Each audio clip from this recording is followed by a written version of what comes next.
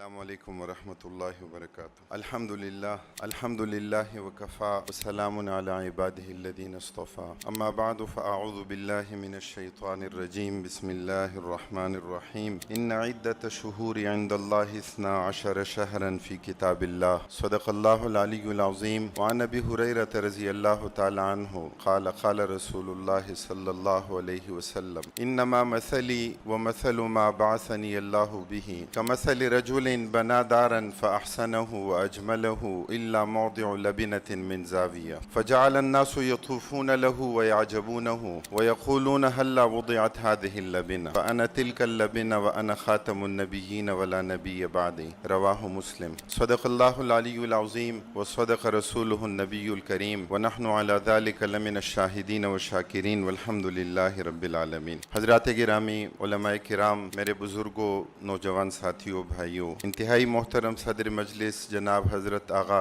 جواد نقوی صاحب، میں آپ کو خراج تحسین پیش کرتا ہوں اور اللہ رب العالمین سے دعا گو ہوں کہ جو آپ کا مقصد اور مشن ہے بیداری امت کے لیے، اتحاد و اتفاق کے لیے، اللہ رب العالمین اس مقصد میں ہم سب کو کامیابی نصیب فرمائے۔ یہ راستہ بڑا کٹھن ہے، بڑا مشکل ہے۔ اگر صرف تقریر کی بات ہو تو میرا یہ احساس ہے کہ الحمدللہ بہت اچھے مقرر، فصیح اللسان خطباء، مقررین موجود ہیں اور احسن انداز میں اظہار ما فی الضمیر کا طریقہ اور سلیقہ رکھتے ہیں، لیکن بات گفتگو سے، اظہار ما فی الضمیر سے اور تقریر سے آگے کی ہے، اس لیے کہ ہر مکتب فکر میں جو فرد بھی اتحاد اور اتفاق کے حوالے سے کچھ اپنے دائرے سے باہر نکل کر جانے کی کوشش کرتا ہے تو سب سے پہلے تو اس کا اپنا مکتب فکر اسے مطعون قرار دیتا ہے۔ اس لیے میں ایک شعر آپ کی نظر کرتا ہوں کہ ٹوٹی ہوئی منڈیر پہ چھوٹا سا ایک چراغ، اگرچہ آپ چھوٹے نہیں، الحمدللہ بہت بڑے، لیکن یہ شعر کی مجبوری ہے کہ شاعر نے یہ کہا ہے کہ ٹوٹی ہوئی منڈیر پہ چھوٹا سا ایک چراغ موسم سے کہہ رہا ہے کہ آندھی چلا کے دیکھ۔ یہ بڑا مشکل کام ہے، اتحاد و اتفاق کی طرف بلانا اور پھر اس کے تمام تقاضوں کو پورا کرنا، یہ کوئی آسان کام نہیں ہے۔ مجھے یاد ہے آج سے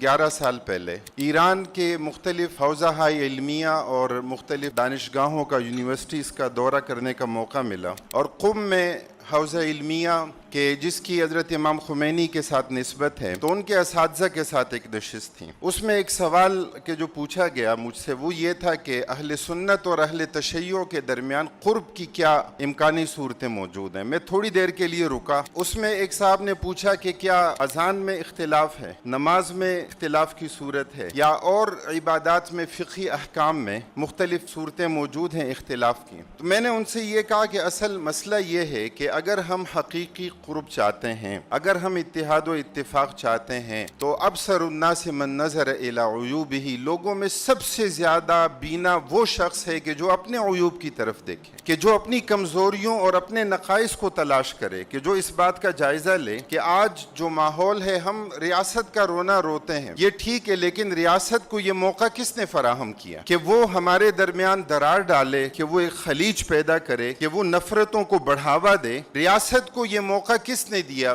ظاہر ہے کہ جب ہم یہ بات کرتے ہیں تو دونوں اطراف میں ہمیں ضرور اس بات کو دیکھنا چاہیے کہ ایک طرف اگر منصب افتاء کا غلط استعمال اور بے دریغ استعمال، کہ جو مفتی کا مقام اور منصب ہے، کیا وہ اس بات کی اجازت دے گا کہ اگر آپ کے شیخ کی غلطی ہے تو وہ تو ضلالت اور گمراہی ہے، لیکن میرے شیخ کی وہی غلطی تو حضرت کا تفرد ہے، اس پر کوئی کلام نہیں ہو سکتا، اس کے خلاف کوئی بات نہیں ہو سکتی؟ ہاں، آپ کا شیخ، آپ کا مکتب فکر وہ تو ضلالت اور گمراہی پر جو ہے وہ گامزن ہے۔ اس لیے حضرات گرامی، ہم اگر ایام جاہلیت کی بات کریں، قرآن کریم کی آیت سورہ توبہ کی میں نے آپ کے سامنے اس کا ایک حصہ پڑھا کہ جاہلیت میں لوگوں کا طریقہ کیا تھا کہ حرمت کے 4 مہینے ہیں، حرمت کے ان 4 مہینوں